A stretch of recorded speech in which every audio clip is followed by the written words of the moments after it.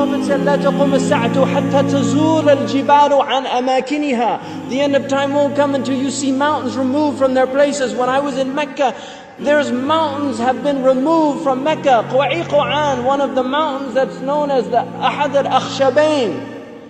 When the angels came to the Prophet ﷺ and they asked him if he wanted to see the mountains that they would يطبقهما على Quraysh.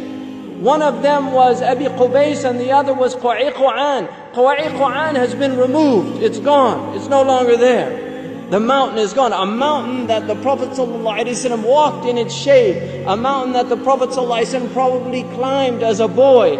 This mountain is now removed. Then the Prophet ﷺ said, لا تقوم الساعة حتى تزول الجبال عن أماكنها. These are signs for people to reflect. The Prophet I was on the Arabian Peninsula with my family, walking on the beach, and I came upon people in a public beach having sexual intercourse.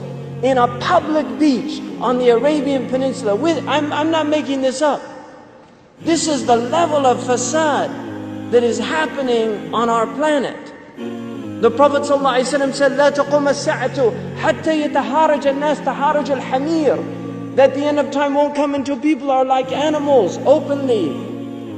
He said, sallallahu alayhi wasallam, that one of the signs of the end of time is civilized people would walk with their thighs exposed in the marketplaces.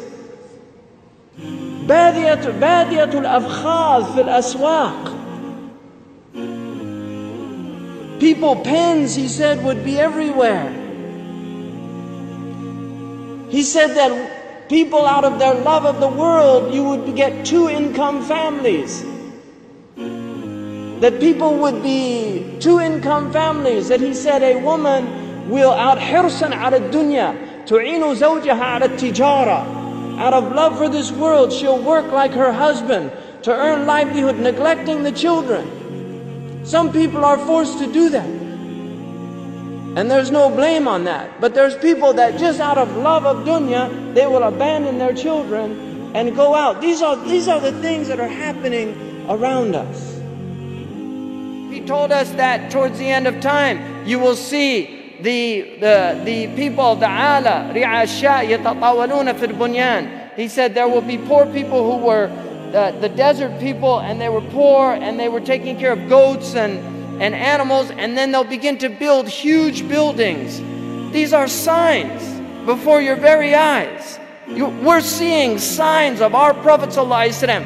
He told us that you will see the buildings of Mecca reach the mountaintops. The buildings of Mecca will reach the mountaintops.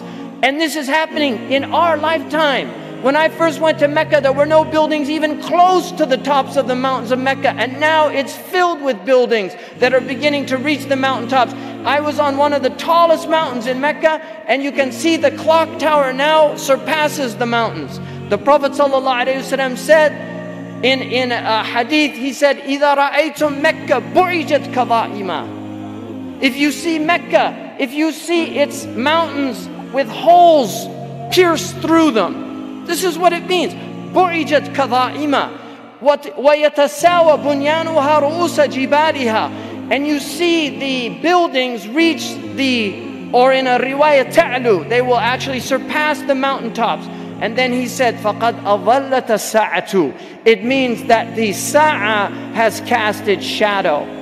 Imam As-Suyuti says in this, هِيَ عِبَارَةٌ عَنْ دُنُوَ السَّاعَةِ. It means that the hour is near, it's coming close. But if you took that literally, and in hadith tradition, in the usuli tradition, asrud kalam al-haqiqa, that if the Prophet says something, you should always interpret it literally, unless there's a reason to go to a metaphorical interpretation. Now we have the clock tower casting a shadow over the Kaaba. So the clock tower, what do they call it in Saudi Arabia? As-sa'a. لَقَدْ أَظَلَّتَ السَّاعَةُ. You could take it literally, the clock has cast its shadow over the Kaaba. Literally or metaphorically, اقتربت الساعة وانشق القمر. The hour is drawing near.